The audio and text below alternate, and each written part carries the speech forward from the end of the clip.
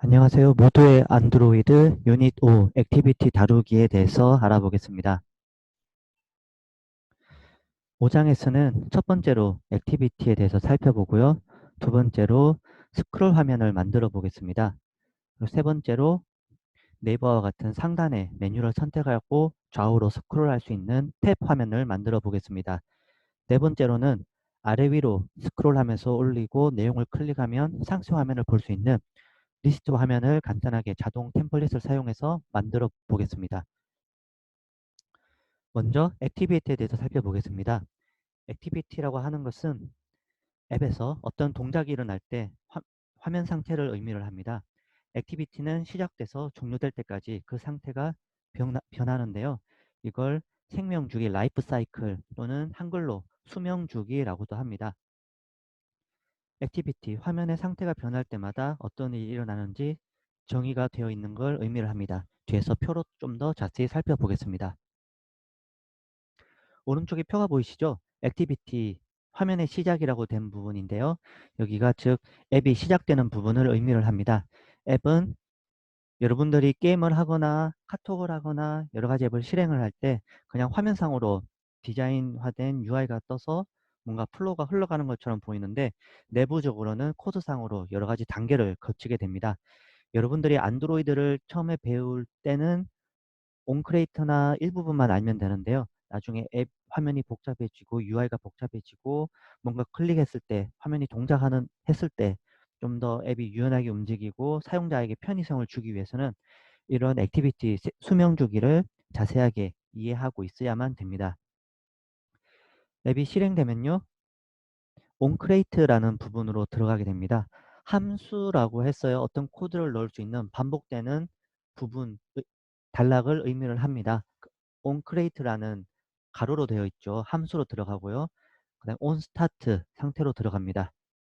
onCreate라고 하는 것은 앱을 시작한다는 신호를 의미를 합니다. 책에서는 좀 더 여러분의 이해를 도우기 위해서 자동차에 비유를 했는데요. 자동차의 시동을 거는 액션, 동작 같은 걸 onCreate라고 생각하시면 되겠습니다.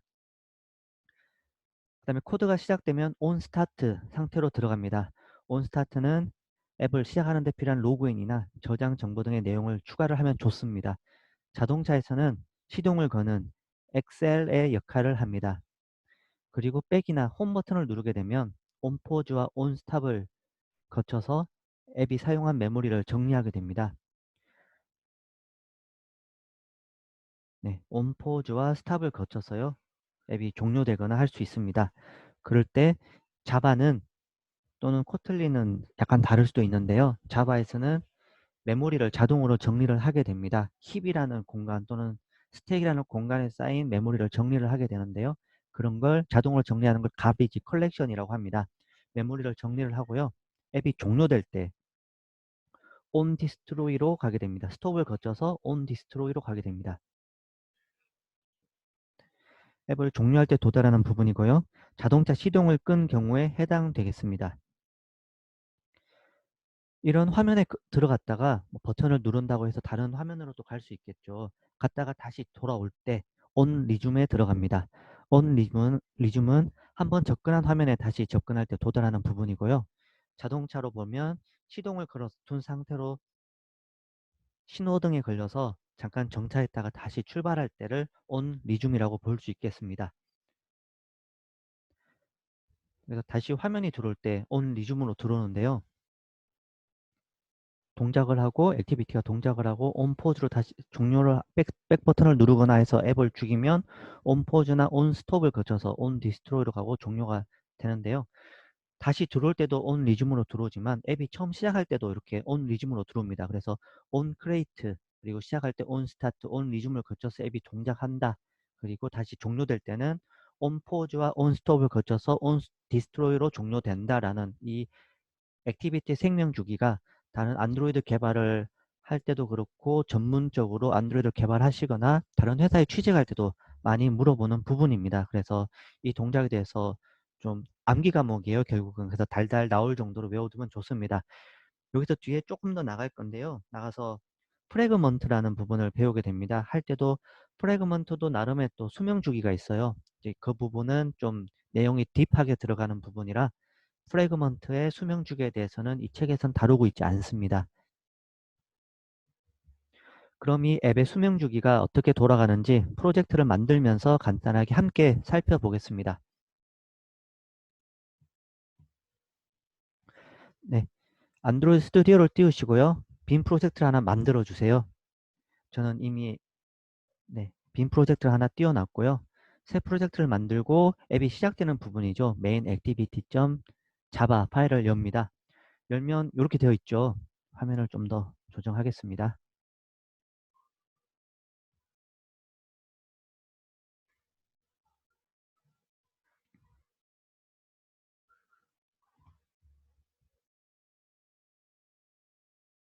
네, 반반 정도 크기로 조정을 했고요. 온크레이트가 있죠. 앱이 시작될 때 들어오는 부분입니다. 그다음에 상위에 온크레이트를 바라보고 있고요. 이 메인 액티비티는 앱 컴팻 액티비티라는 부분을 익스텐즈 상속해서 사용하는 클래스입니다. 그래서 1번 부분과 2번 부분에 코드를 넣을 건데요. 1번 부분에 이렇게 파일을 넣습니다. 저는 PPT에서 복사해서 좀 넣을게요. 그리고 2번 부분에 코드를 넣습니다. 2번 부분은 onCreate 함수의 바깥 부분입니다. 하면 이렇게 빨갛게 표시됐을 때 앞에서 배웠죠. Alt Enter 누르라고 가이드가 나오죠. 마우스가 올라간 상태에서 Alt Enter를 눌러줍니다. 그러면 위쪽에 임포트 되죠. 네, 로그 하는 부분이 안드로이드 유틸의 로그 부분이 임포트 라이브러리가 추가되었습니다. 코드를 추가한 후에 빨간색으로 Alt Enter 누르셨고요. 아래쪽 도구창 모음에 앱의 동작 순서를 확인할 수 있는 로그 캣 창을 엽니다. 이 부분이에요. 아랫부분에 로그 캣 네, 눌러주면 앱이 실행될 때 여러 가지 타입의 실행 상태를 볼 수 있습니다. 그래서 log.i라고 했죠. 이렇게 하면 길벗이라는 태그로 여기서 검색 가능하거든요. 했을 때 메시지로 onCreate 이 부분이 실행될 때 onCreate라고 뜹니다. 그리고 리줌 상태로 들어갔을 때 리줌이라고 뜨고요. 앱이 종료될 때 destroy라고 뜹니다. 여기서 휴지통을 눌러서 깨끗하게 정리를 한번 하고요. 네, 로그캣 창을 아래쪽에 열었죠. 로그캣 로그 개발을 하면서 로그를 보는 부분인데요. 로그캣 창을 열면 워낙 많은 정보가 표시되어 있어서 원하는 정보를 찾기 힘들 수도 있습니다. 네, 필요한 부분은 1번 휴대폰 또는 에뮬레이터 종류를 보여주죠. 저는 에뮬레이터 함께 픽셀2 타입으로 만들었었죠. 그리고 R로 만들었고요. 2번은 정보를 나타내는 단계를 표시를 합니다. 여기서 벌보스를 우리는 보고 있는데요. 벌보스는 모든 정보를 다 보겠다는 의미입니다. 그래서 여기서 칠 때는 I라고 쳤죠. 그래서 info고요. 아래로 내려갈수록 레벨이라고 하는데 에러나 로그를 볼 때 레벨이라고 얘기를 합니다. 레벨이 높아져요. 더 중요한 레벨이고요. 그래서 디버깅 할 때 보는 것이고 만약에 여러분이 릴리즈로 앱을 배포하게 되면 디버그로 표시한 로그는 보이지 않습니다. 인포로 하면 모두 다 보이는 정보성이고요. 그 다음에 경고 정도, 와닝 또는 에러가 표시됐을 때 볼 수 있는 에러 이런 식으로 레벨이 각각 다릅니다. 우리는 벌보스 모든 정보를 보겠다라고 해놓고요. 필터를 해놓고요. 3번 칸에는 키워드를 입력할 수 있습니다. 여기 입력하면 키워드에 해당하는 정보만 검색해서 따로 볼 수 있습니다. 실행을 한번 해보겠습니다.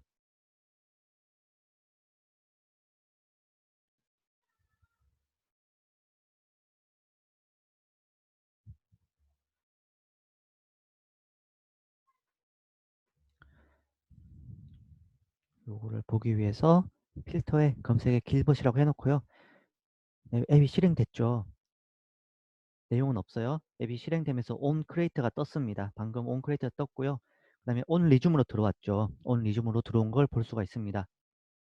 onCreate가 실행되고 아까 생명주기 기억나시죠? 생명주기에서 onCreate 쪽으로 왔고요. 그 다음에 실행되면서 onResume으로 오고 앱이 실행이 되었습니다. 그 다음에 앱을 죽여볼게요. 앱이 종료될 때 onDestroy가 떠야 되거든요. 백 버튼 눌러보겠습니다. 네, onDestroy로 오는 거 확인되시죠? 백 버튼 눌러서 앱이 종료될 때 onDestroy로 정상적으로 왔습니다. 이번에는 한 액티비티에서 다른 화면 액티비티를 불러보겠습니다. PPT나 책에서는 액티비티라는 이름으로 빈 프로젝트를 만들도록 되어 있는데요. 저희는 만들어진 프로젝트에서 계속 해보겠습니다. 1번 위치, 여기죠. 여기에서 다음 코드 send message라는 함수를 만듭니다. 만들어 볼게요.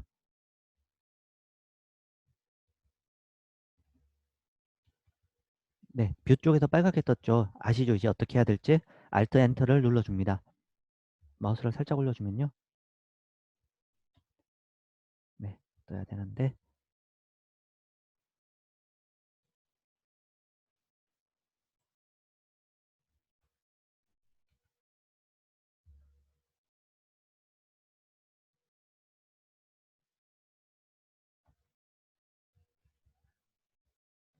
네, 뜨지 않고 있습니다. 이게 가끔 이런데요.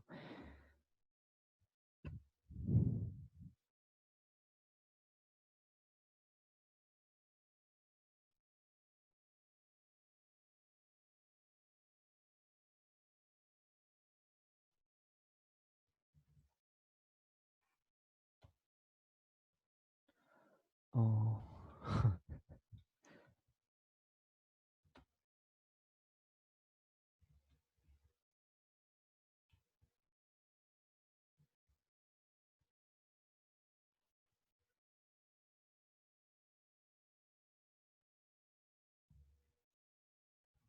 네, 뷰가 잘 잡히지 않았었는데요. 잡혔죠. Alt Enter를 눌러줍니다. 네, 가끔 이래요.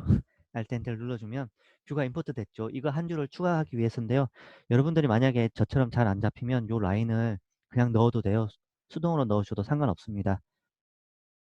만들어 놓고요. 그 다음에 리소스로 갑니다. 리소스의 레이아웃에 액티비티 메인, 액티비티 언더바 메인.점 XML 파일을 열고 디자인 보기 상태에서 팔레트 커먼의 버튼, 팔레트 커먼의 버튼을 선택해서 드래그 앤 드랍으로 디자인 편집기 화면 오른쪽에 놓습니다. 여기 놓고요. 네, 속성 창에서 버튼 관련된 네, 웹뷰 안에 들어가 버렸죠. 웹뷰 뺄게요. 제가 웹뷰 하던 게 있어가지고 다시 넣겠습니다.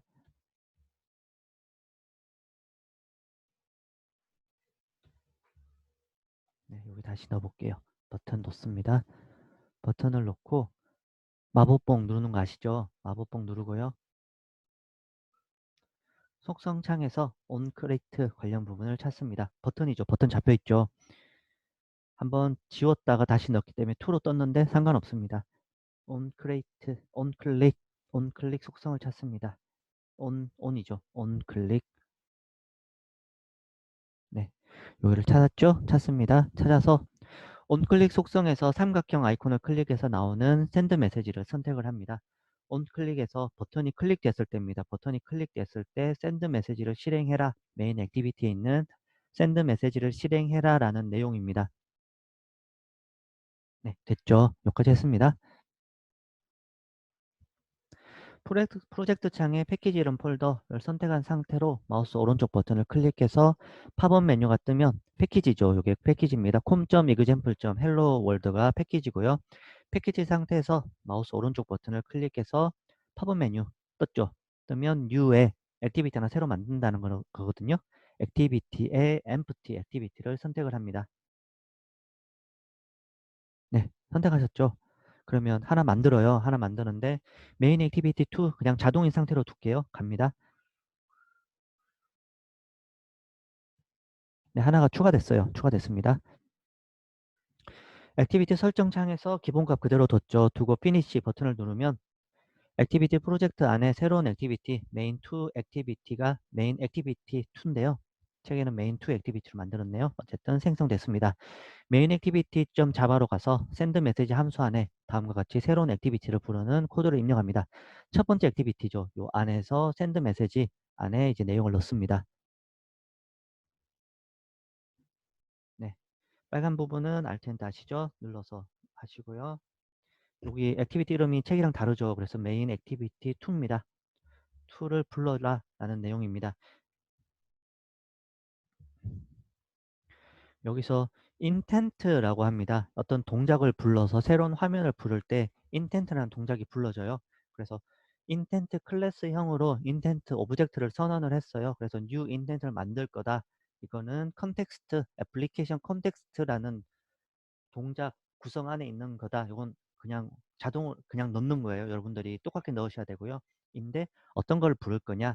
main activity to class 자바가 빌드 되면 클래스가 되죠. 그래서 클래스를 부를 거다라고 해둡니다. 하고요. 액티비티를 시작해라고 하는데 어떤 걸 시작할래? 라고 해서 안에 넣습니다. 이 intent를 넣어주고요.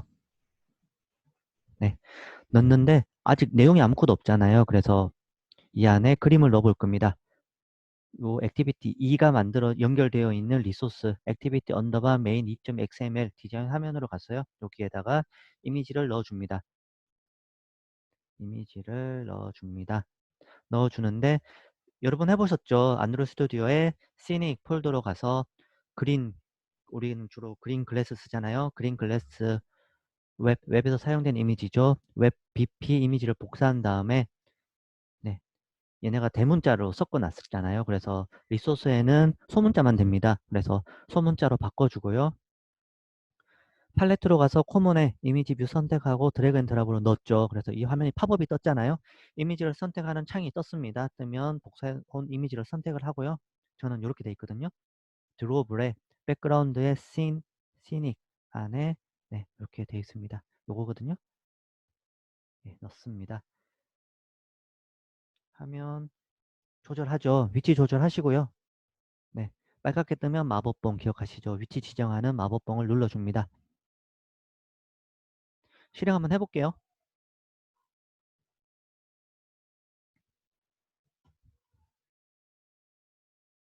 떴고요.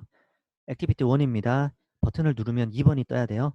누르면 새로운 창이 뜨면서 액티비티 2가 떴습니다. 여기서 만약에 백 버튼을 누르면 어떻게 될까요? 이 위에 액티비티 위에 새로운 게 떠 있는 상태이기 때문에 다시 첫 화면으로 돌아갈 겁니다. 돌아가야 되는데요. 네, 돌아가죠. 이렇게 왔다 갔다 할 수 있습니다. 간단한 이미지를 띄우는 네, 앱을 만들어 보셨고요. 넘어갑니다. 이런 안드로이드에서는 화면을 조각조각 나눠서 구성한 프래그먼트라는 걸 지원을 합니다. 이 프래그먼트가 나오는 아이스크림 샌드위치 버전부터 나왔는데요. 나오기 시작하면서 안드로이드 개발이 좀 어려워지기 시작했습니다. 처음에는 현재 배운 액티비티라는 것만 생겼는데요. 이걸로도 쉽지는 않았어요. 근데 화면이 점점 커지는 거예요. 삼성 같은 데서 태블릿을 만들어냈잖아요. 태블릿 화면 왼쪽에 보이시죠? 그래서 왼쪽에 목록이 있는데 오른쪽에 또 화면이 있습니다.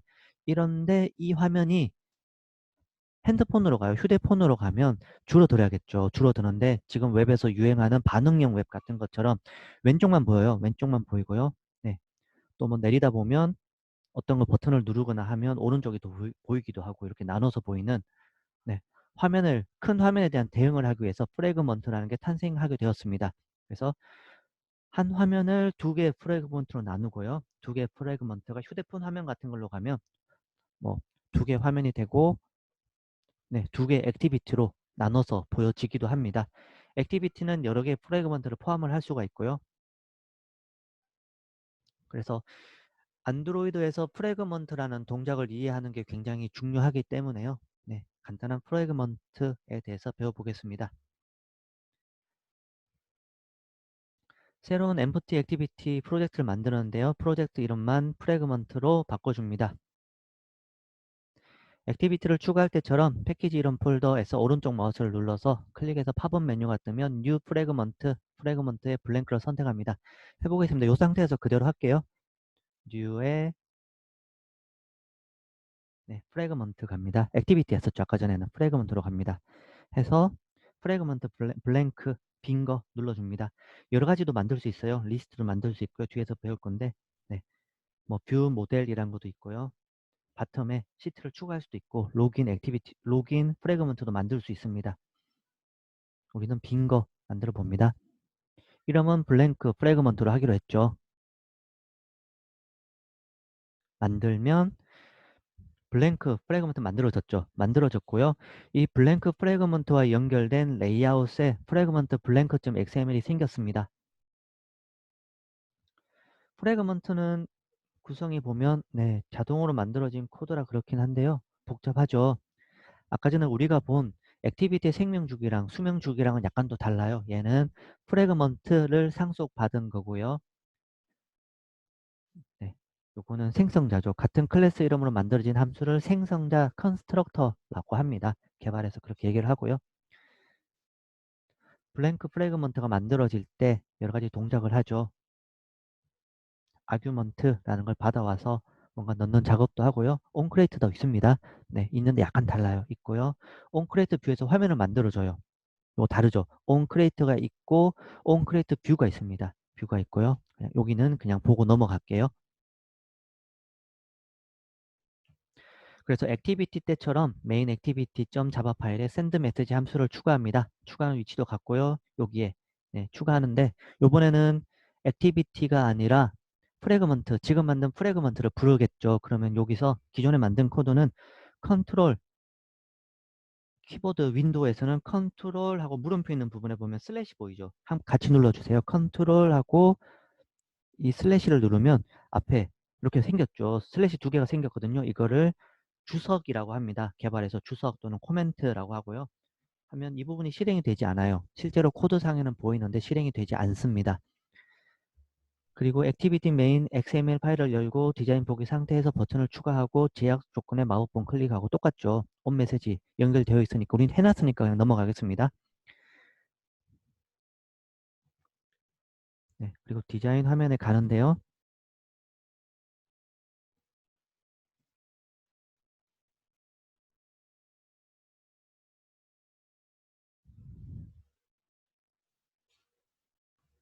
네, 액티비티입니다. 첫 번째 액티비티 메인의 디자인 화면에 간 다음에 컴포넌트 트리에서 constraint layout을 선택을 합니다. constraint layout을 선택을 하고요. 여기 선택했죠. 트리에서 컴포넌트 트리에서 constraint layout 선택을 한 상태에서 속성 창으로 가서 메뉴 아이디에 아이템 컨테이너를 입력을 합니다. 이름을 지어줍니다. 속성에 가서 여기다가 현재 이름이 없죠. unnamed입니다. 여기다가 아이템 컨테이너를 입력을 합니다. 왜 이걸 하냐면 액티비티 안에 여러 프래그먼트가 들어갈 수 있다고 했죠. 근데 지금 만든 프래그먼트가 액티비티 안에 들어간 우리는 하나만 만드는데 사실은 여러 개도 들어갈 수 있거든요. 걔네가 들어갈 자리를 만들어 주는 겁니다. 만들어 주고요. 그러면 컴포넌트 트리가 아이템 컨테이너로 바뀌었죠. 네, 바뀐 상태입니다. 액티비티를 클릭했을 때 send 메시지 아닙니다. 요 안에서 프래그먼트를 호출할 수 있도록 아래 코드를 넣어 줍니다. 이 아까 전에 했던 주석은 삭제도 상관없거든요. 제가 주석만 처리를 했는데요. 실제로 삭제도 상관없습니다. 깨끗하게 보일 수 있도록 삭제하겠습니다.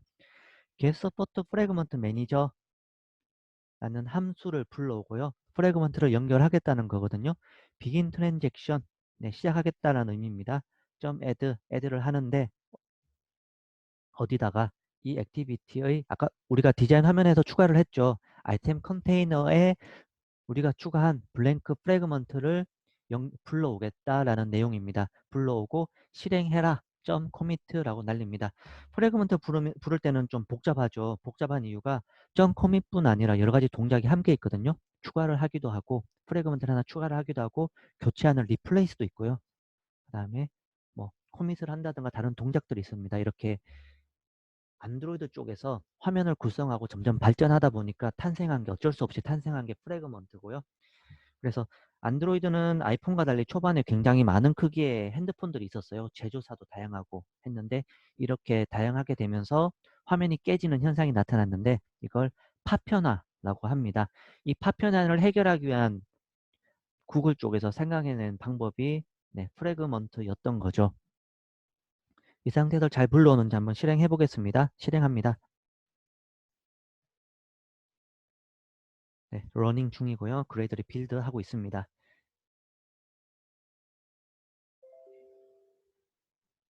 네, 떴는데 버튼을 눌러 볼게요. 네, 위에 떴죠. 헬로 블랭크 프래그먼트. 네, 별거 아니다 싶을 수 있는데 네, 이런 네, 별거 아닌 시작들의 여러 개가 모여서 개발이 쌓여 나가는 겁니다. 그래서 이 글자가 뜬 이유는 프래그먼트 블랭크 안에 글자가 있겠죠. 텍스트 뷰 안에 보면 글자가 있습니다. 코드로 보면 네, 요 헬로 블랭크 프래그먼트 글자가 있기 때문에 뜬 거고요. 네, 이렇게 화면 안에 프래그먼트가 떴습니다. 헬로 블랭크 프래그먼트를 볼 수 있었습니다. 이번에는 두 번째입니다. 스크롤 화면을 만들어 보겠습니다. 네이버 블로그 앱에서 화면을 스크롤 하다 보면 상단의 배경 이미지가 점점 작아지면서 아래 영역이 위로 올라오는 걸 볼 수 있습니다. 그리고 블로그 제목이 점점 흐릿해지다가 없어지는 것들 볼 수 있죠. 일반적인 화면에서는 PC 화면에서는 보기 힘들 수도 있는데요. 네, 이게 모바일 화면으로 한번 크기를 조절해 볼게요.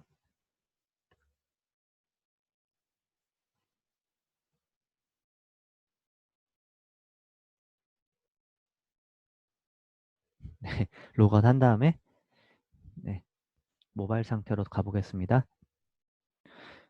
PC에서 F12를 누르면 개발자 모드로 갈 수 있거든요. 여기서 F12예요. 윈도우에서 F12입니다. 그래서 요거 화면, 이 토글 디바이스 툴바라는 걸 누르면 모바일 상태로 가요. 여기서 다시 네이버로 들어가 봅니다. 블로그, m.블로그로 가면 원래 네, 모바일 상태 화면이거든요. 모바일 상태로 갔죠. 아무거나 누르고요. 블로그 상단이 나와야 되는데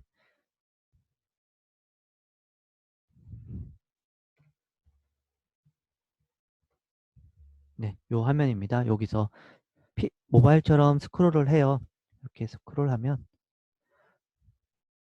네, 여기가 원래 작아지거든요. 모바일 화면에서는. 근데 여기는 구현을 해놓진 않았네요.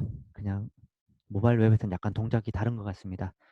원래는 이 부분이 작아져요. 이런 걸 구현하는 건데요. 해보겠습니다. 신규 프로젝트를 만드셔야 돼요. 뉴에서 템플릿, 자동 템플릿을 사용해서 새 프로젝트를 만들어 보겠습니다. 파일 앤 뉴에 뉴 프로젝트를 만들 때 자동 템플릿이 있죠. 셀렉트 프로젝트 템플릿이라고 되어 있는데요. 여기서 스크롤링 액티비티가 있습니다. 여러분들이 코드도 공부할 수 있고 또는 처음에 시작할 때 도와주기 위해서 여러 가지 동작들이 있는데요. 스크롤링 액티비티 찾으셨죠? 여기서 넥스트를 누릅니다. 위치 지정하시고요. 저는 어디다 할까요? 워크에 길벗에 하겠습니다. 길벗에 폴드를 하나 만들게요.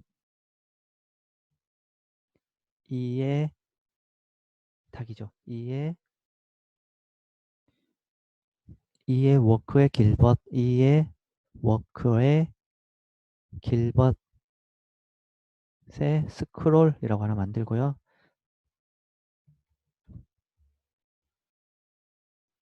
선택을 합니다. 위치 지정하고요. 길벗에 다시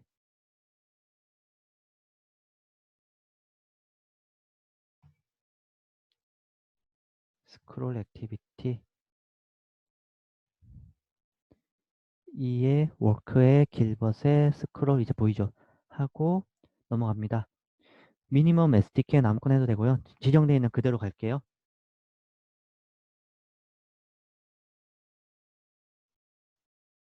네, 저는 새 창의 윈도우가 뜨게 해놨거든요. 그래서 새 창이 떴고요. 기존 거는 없애겠습니다. 닫고요. 크기 지정 잠깐 하겠습니다. 반 정도 잡고 만들어졌습니다. 스크롤링 액티비티가 자동으로 코드가 생성됐고요. 이걸 실제로 구현하려면 좀 복잡해요. 많이 복잡해 보이죠? 코틀린으로 만들어졌네요. 다시 만들겠습니다. 우린 자바로 하고 있으니까 뉴 프로젝트에 잠깐 하고 지우고 다시 만들게요.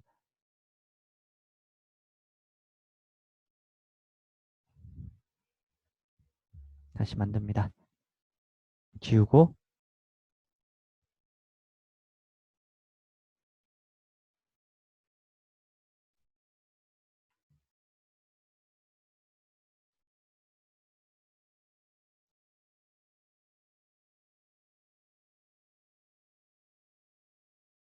파일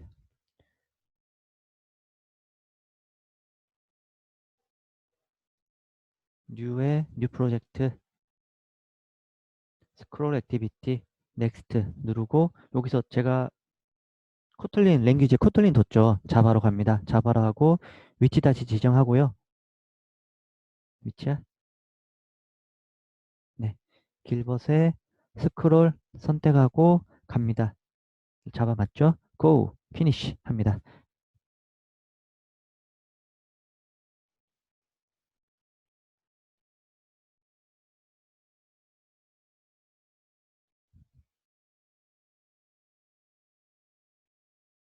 자바 코드가 안 보이는데요? 왜 안 보이지?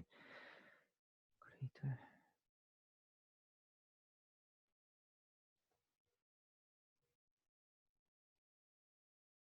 아이디가 있고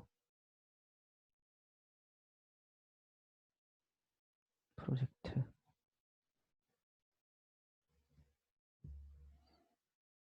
네, 뭔가 잘못된 것 같죠. 프로젝트 파일이 안 만들어졌거든요. 다시 가볼게요.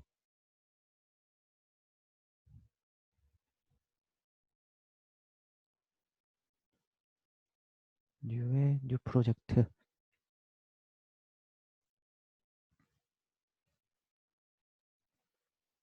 자바 q 상관없습니다. 35라든 29라든 상관없고요.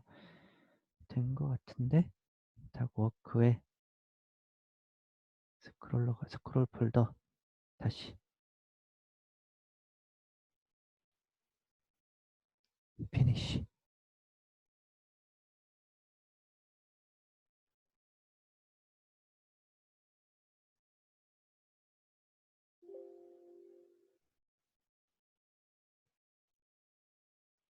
네, 자바 프로젝트가 안 생기죠. 이거 뭔가 꼬인 것 같은데요. 스크롤이란 폴더에 코틀린으로 만들었다가 다시 해서 그런 것 같아요. 다시 스크롤 2라고 만들고요. 네, 제가 실수하는 모습도 함께 담아서 보여드리겠습니다.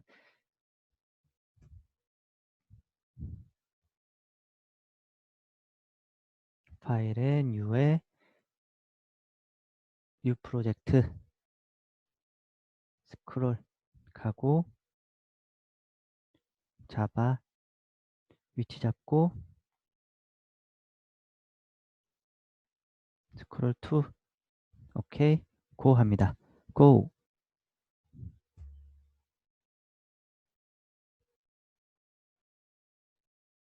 네, 만들어졌어야 되는데 한번 보겠습니다. 제대로 만들어졌죠. 네, 아까는 폴더가 살짝 꼬인 것 같고요. 꼬였던 폴더 스크롤은 날리겠습니다. 지우고요. 네. 스크롤링 액티비티가 드디어 생겼는데요. 보면 복잡합니다. 온크레이트 안에 네, 있고요. 쭉 있고 플로팅 버튼 만드는 부분도 있고 뭐 그렇죠. 실행해 볼게요. 네, 아직 빌드 중이었나 보네요. 화면을 좀 조정하겠습니다.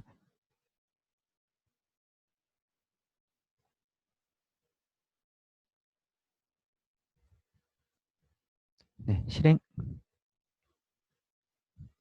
기다립니다.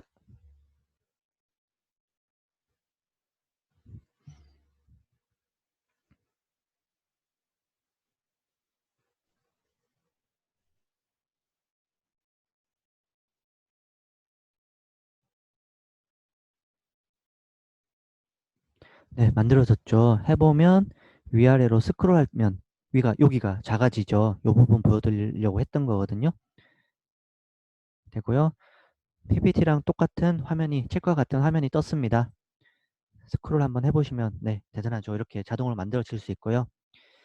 그 다음에 요 화면 요 부분에 네이버 블로그 앱처럼 이미지를 넣어 볼게요. 그래서 안드로이드 스튜디오에서 백그라운드 싱 폴더에서 뭐 가져온다 이 부분 이제 아시죠? 위치가 어딘지 봐야 되잖아요. 리소스에 레이아웃에 액티비티 scroll.xml 이 부분입니다. 해서 이제 디자인을 열어요. 디자인 부분을 열고요. 찾아서 긴 원 모양 아이콘을 클릭한다 라고 되어 있습니다. 코디네이터 레이아웃 제일 위가 코디네이터 레이아웃이라는 걸 사용을 하고 있거든요. 그래서 앱바를 선택을 합니다. 한 다음에 속성창 여기 선택됐죠. 이렇게 선택됐다는 화면이거든요. 이렇게 하면 플로팅 버튼, 이렇게 하면 상단 여기 앱바, 여기가 사각형 영역, 여기에 백그라운드 배경으로 이미지를 넣을 겁니다. 백그라운드 속성을 찾아서 갑니다. 여기서 쭉 내려가면 백그라운드라고 있거든요. 백그라운드 보이시죠? 백그라운드. 네, 백그라운드 속성을 찾아서 옆에 있는 긴 원 모양의 아이콘을 클릭을 합니다. 여기 요거 얘기하는 거거든요. 요 부분 스포이드 말고 여기. 네, 클릭을 해서 이미지를 선택을 해주세요. 드로우블에 없죠. 아까 전에 했던 이미지들 다 날아가고 없으니까 없네요. 여기다가 스크롤 투에 앱에 src에 아까 했던 거 찾아갈게요. 아까 했던 게 아마 여길 거거든요. 7월 7일 이게 아닌가? 여기에 네, 이게 아니라 네, 좀 더 쉽게 하기 위해서 안드로이드 스튜디오를 하나 더 실행해서 가볼게요. 안드로이드 스튜디오 하나 더 실행하고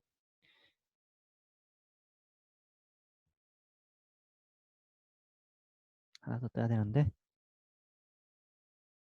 안 되면 여기 딴 걸 실행하겠습니다.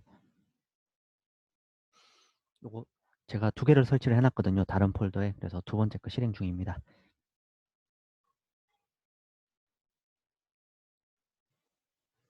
뜨고 있을까요? 뒤에서 뜨고 있을 것 같은데요. 네, 떴죠.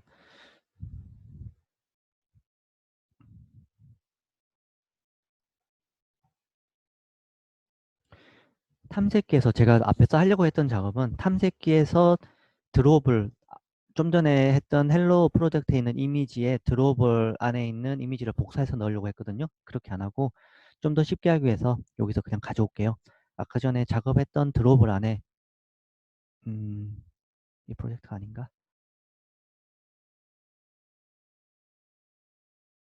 여러분과 함께 했던 작업이 오픈 리스트 요걸 거거든요.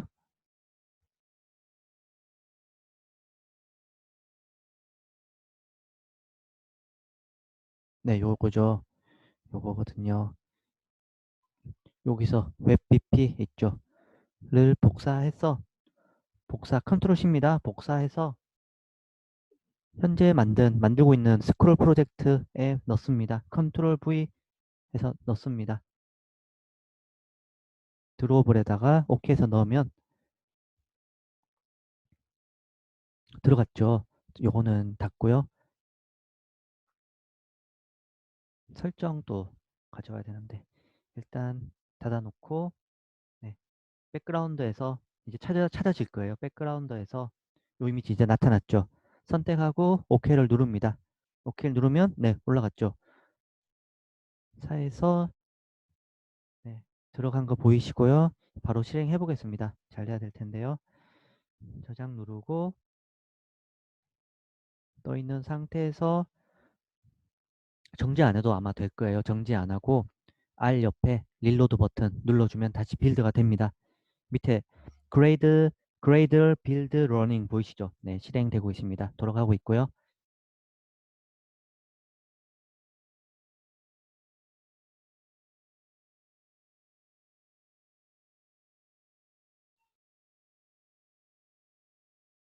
네, 떴죠. 이미지 들어갔습니다. 이미지 잘 들어갔고요. 스크롤하면 네, 보이세요? 스크롤하면 빠르긴 했는데요. 다시 올라가야 되는데 위로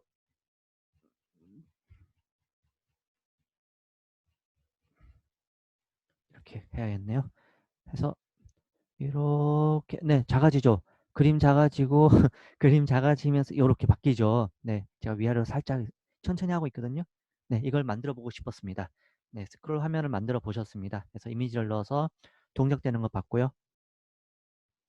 이번에는 탭 화면을 만들어 볼게요. 네이버 앱을 보면 상단 화면이 탭으로 구성되어 있는 거 볼 수 있습니다. 네이버 가볼게요.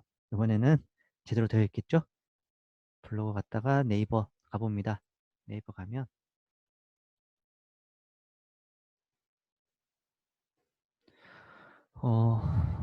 네, 얘네가 개편하면서 화면이 살짝 바뀌었는데 뉴스판으로 가볼게요. 이렇게 탭하면 여기 탭이거든요. 요렇게 하면 이동되는 거 보이시죠? 이동되는 탭. 네, 요걸 탭이라고 해요. 이 탭하면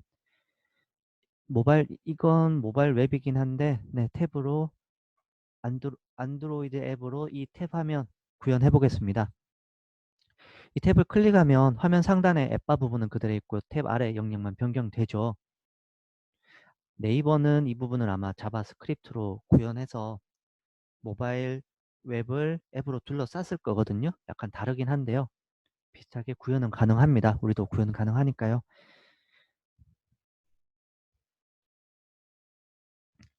우리가 좀 전에 했던 것처럼 뉴에 합니다. 파일에 뉴에 프로젝트 하고요. 미리 만들어 둘게요. 폴더. 아까 전에 실패했었죠. 코틀린 하다가 코틀린이 되어가지고 실패를 했는데요. 탭이라고 폴더 하나 만들어 놓고요. 탭이 이미 있네요. 제가 테스트 했던 것 같은데요. 그러면 탭 뉴, 네, 뉴라고 해놓겠습니다. 탭 뉴예요. 기억하세요. 하고 다시 파일에 뉴에 뉴 프로젝트 탭 나와라. 탭, 네, 탭드 액티비티 있죠. 넥스트 누르고 네, 자바 잘 돼 있죠. 하고 위치 지정합니다. 길벗의 탭뉴 만든 거 OK를 하고요. 피니시 눌러줍니다.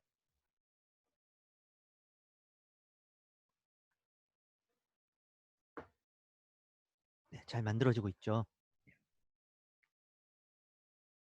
아까 했던 건 닫고요.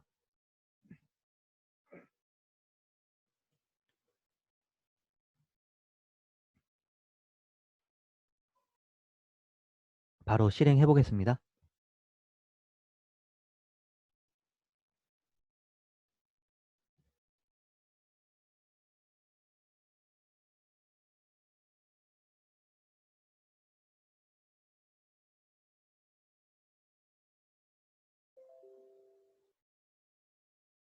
네, 탭 떴죠. 그래서 오른쪽으로 가면 탭이 움직이죠. 이렇게 여러 개의 탭을 추가도 할 수 있습니다. 두 번째 탭이고요. 클릭을 하면 탭이 선택되고요. 이게 탭과 탭 영역과 아래쪽에 페이저 뷰 페이저라고도 하는데요. 이 두 개가 합쳐진 거예요. 그래서 코드를 한번 보면요.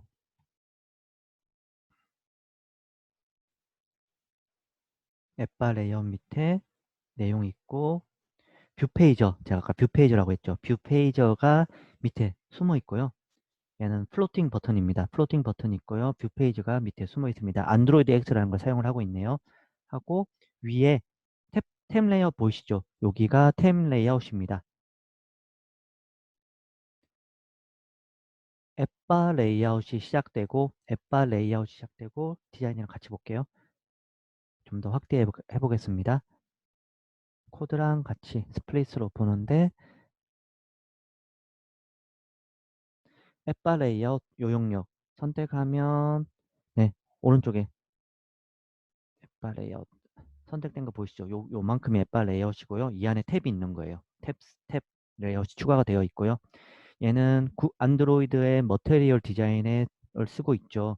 그 다음에 아랫부분이 네, 뷰 페이저입니다. 뷰 페이저. 오른쪽 왼쪽 가는 기능이거든요. 그래서 여러분들이 실전 혹은 취업을 해서 사용을 하다 보면 뷰 페이저를 구현하는 이벤트, 앱이 처음 시작할 때 설명을 하죠. 이런 걸 구현하는 내용이 나오기도 하거든요. 여러분들이 개발을 해야 될 수도 있어요. 그래서 탭을 제거하면 어떻게 될까라고 궁금할 수 있잖아요. 그 부분을 책에서 다뤘어요. 그래서 레이아웃 화면에서 탭 영역을 보이지 않게 해보겠다는 거거든요. 해서 뷰 페이저 아랫부분만 남겨봅니다. 이렇게 해볼 때 어떻게 할 거냐? activity main.xml 여러분과 함께 살펴보겠습니다. activity main.xml 파일을 열고 디자인 보기를 선택을 합니다.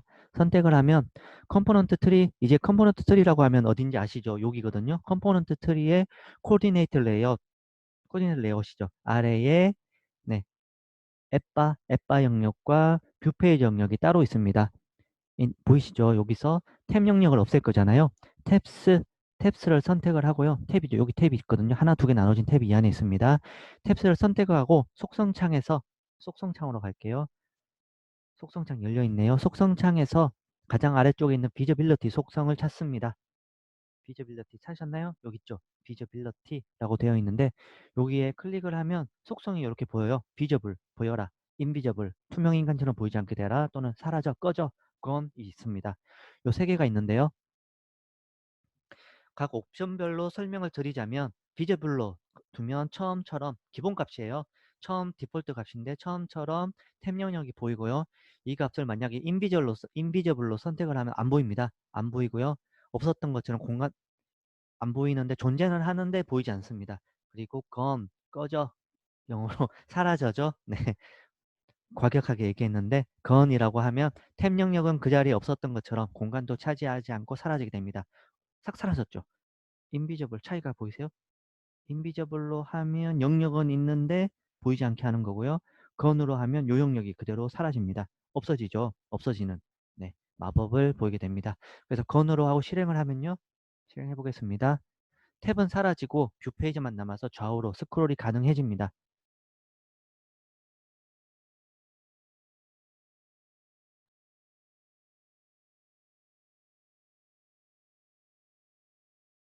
네, 떴겠죠.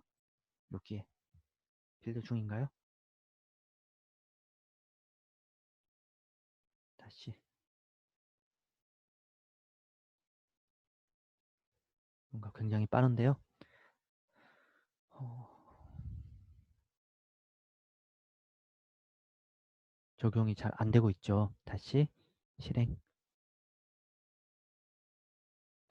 탭 영역이 사라졌어야 되는데 왜 안 사라지죠? 탭 건 했는데 저장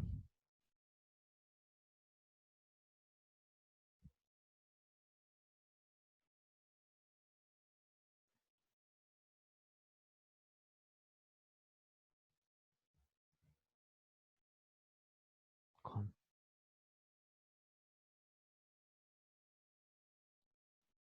비저빌리티 위에도 있네요. 여긴가?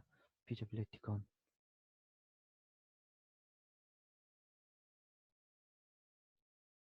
두 군데 다 바꿔볼게요.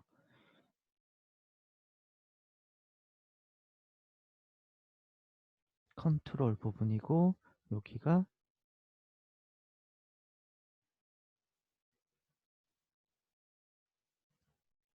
설명이 안 뜨네요. 다시 없어지자. 네, 없어졌네요. 아래와 윗부분 두 가지를 다 바꿔야 되는 것 같아요. 아래와 윗부분 두 군데 다 바꿔주시고요. 약간 버전이 안드로이드 스튜디오 버전에 올라가면서 살짝 바뀐 것 같습니다.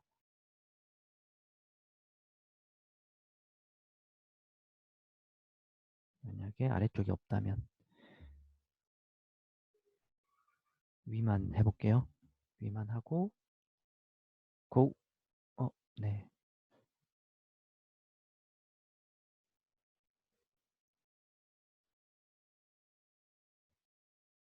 잘못했다.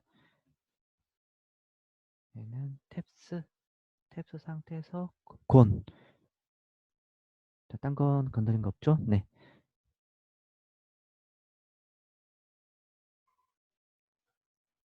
다시 모르니까 정지했다가 실행합니다. 네, 탭이 사라진 거 보였고요. 다시 권을 비저블로 둔 상태에서 정지하고 실행합니다. 나타나야 되는데요. 네, 정상적으로 나타난 걸 볼 수 있습니다. 이렇게 탭을 살펴봤고요. 마지막으로 리스트 화면 만들기를 해보겠습니다. 리스트란 이름으로 새 프로젝트를 만들고요. 템플릿은 마스터, 디테일, 플로우로 선택을 하시면 됩니다. 똑같게 네, 리스트라고 새 폴더에서 리스트 폴더 만들어 주고요. 파일에 뉴 프로젝트 선택하고 템플릿에서 이것도 재밌겠죠. 드로우볼 이것도 나중에 한번 해보시면 재밌을 겁니다. 이렇게 햄버거처럼 왼쪽에서 오는 거거든요. 세팅 만들어 주는 것도 있고요. 다양한 템플릿이 많습니다. 좀 더 많으면 더 좋겠는데요. 네, 마스터 디테일 뷰 선택을 하고 넥스트 누릅니다. 자바 잘 선택되어 있고요. 위치 지정합니다. 길벗의 리스트 선택하고 고 피니시 합니다. 네, 새 창이 열렸죠. 뒤에 건 닫아주고요.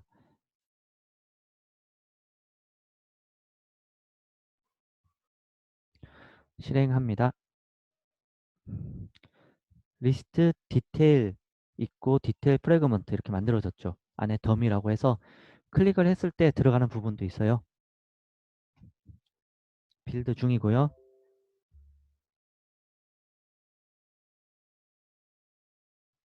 네, 됐죠. 이렇게 리스트 화면이 만들어집니다. 아래 위 스크롤 할 수 있고요. 이렇게 아이템의 번호로 만들어져 있습니다. 이런 화면은 굉장히 많이 본 화면이죠. 다양하게 뭔가 조절도 바꿀 수도 있고요. 클릭을 하면 이렇게 더 상세한 화면으로 갑니다. 백하면 다시 처음으로 돌아가고요. 네. 이 화면을 만들어주는 부분이 아이템 리스트 액티비티고요. 하나를 클릭을 했을 때, 온 클릭했을 때, 클릭했을 때가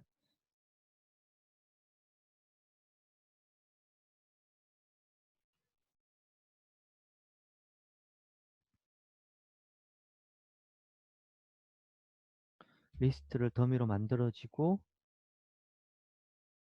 온 클릭, 뷰를 클릭을 했을 때 갑니다. 클릭을 했을 때 아이템 디테일 액티비티로 갑니다. 여기서 클릭했을 때 디테일 액티비티로 왔죠. 여기서 오고요. 책엔 나오지 않고 있는데 제가 좀 더 자세히 코드 설명을 드리는 거거든요. 하고 여기에 여기 부분이 디테일 프래그먼트를 호출을 할 겁니다. 디테일 프래그먼트로 되어 있을 거고요. 네, 되어 있죠. 화면단을 구성을 하는데 getSuppor트 프래그먼트 많이 본 거죠. 우리 봤던 거죠. 에 begin 트랜잭션에 추가를 한다. 아이템 디테일 컨테이너라는 부분에 추가를 하는데 프래그먼트를 자기 걸 부릅니다. 코밋 이렇게 하면 이제 네. 아이템 디테일 프래그먼트 우리는 이렇게 했었죠. 아까 전에 프래그먼트 부르는 거 할 때 요걸 이렇게 넣었잖아요. 그런데 얘는 이렇게 프래그먼트라고 만든 다음에 객체를 넣었어요. 하면 얘가 불러지는데 이 안에서 자세히 이 영역을 구성을 했을 겁니다. 구성을 하고 화면을 만들어 줬고요. 온크레이트 뷰 안에서 네, 글자도 넣고 네, 이런 글자 넣었을 거예요. 가볼까요? set text detail 더미 뷰에 글자 넣는데 detail about item 2, detail about item의 현재 위치에 번호에 있는 숫자를 넣고 more details information here, more detail information here 포지션의 개수만큼 포룹을 돌라고 했거든요. 그렇다는 것은 바깥에 보면 세 번째 거를 클릭을 하면 이 more details information here가 세 개가 나올 거예요. 누르면 세 개 나오죠. 이런 식으로 UI를 자동으로 구성을 해둔 코드입니다. 응용을 하면 여러분이 바꿔서 당연히 괜찮은 앱으로 더 만들 수 있고요. 여기는 기본 편이니까 이 정도까지만 다루겠습니다. 네, 그래서 리스트 화면에서 이 정도면 밋밋하니까 여기서는 여기에 클릭했을 때 디테일 화면에 이미지 넣었거든요. 상단 영역에 배경 이미지를 넣어 보겠습니다. 스크롤 액티비티 예제처럼 안드로이드 스튜디오에 백그라운드 씬 폴더에 가서 사용할 이미지 네, 복사해서 넣거든요. 드로우블에 넣습니다. 드로우블 리소스에 있죠. 리소스에 드로우블에 우리가 만들었던 제가 안 닫고 있었거든요. 여기에 드로우블의 이미지 복사해서 넣습니다. 넣어주고요. 드로우블 넣고 OK 누르면 들어갔죠. 네, 또 내려주고요. 그 다음에 액티비티 언더바 아이템 언더바 디테일 거죠. 디테일로 갑니다. 레이아웃에 액티비티 아이템 디테일.xml 파일을 열고요. 디자인 보기로 갑니다. 디자인 보기 열렸죠. 여기서 컴포넌트 트리의 코디네이트 레이아웃 상태에서 코디네이트 레이아웃에서 앱바 여기죠. 요 영역에 넣을 겁니다. 앱바의 툴바 레이아웃 툴바 레이아웃에 선택을 합니다. 여기서 뭐 찾아야 돼요? 백그라운드 찾아야겠죠. 백그라운드 찾습니다. 백그라운드 어딨니? 백그라운드 찾으셨어요? 여기서 동글동글한 타원형 클릭을 해서 우리가 드롭을 해 넣어놓은 이미지를 선택을 합니다. 들어가라. 네, 들어갔죠. 해서 실행을 해보겠습니다. 실행을 하면 잘 돼야 될 텐데요. 네, 화면이 릴로드 되고 앱이 실행되고 떴습니다. 자, 8번 눌러볼까요? 8번 갑니다. 8번 클릭하면 네, 여기 이미지 들어갔죠. 하고 네, 우리가 앞에서 실습했던 스크롤링 있죠. 기능들이 여기도 똑같게 들어가 있어요. 네, 이렇게 하면서 이미지가 변화되는 걸 볼 수 있습니다. 네, 함께 살펴봤고요. 이번 시간에는 앱의 기본 요소인 액티비티를 다뤄봤습니다. 그리고 액티비티의 수명 주기를 알아봤고요. 다양한 형태 액티비티를 사용해서 화면을 함께 구성해 봤습니다. 다음 시간에는 기본편은 마지막이고요. UI와 관련된 기능을 더 살펴보겠습니다. 감사합니다. 수고하셨습니다.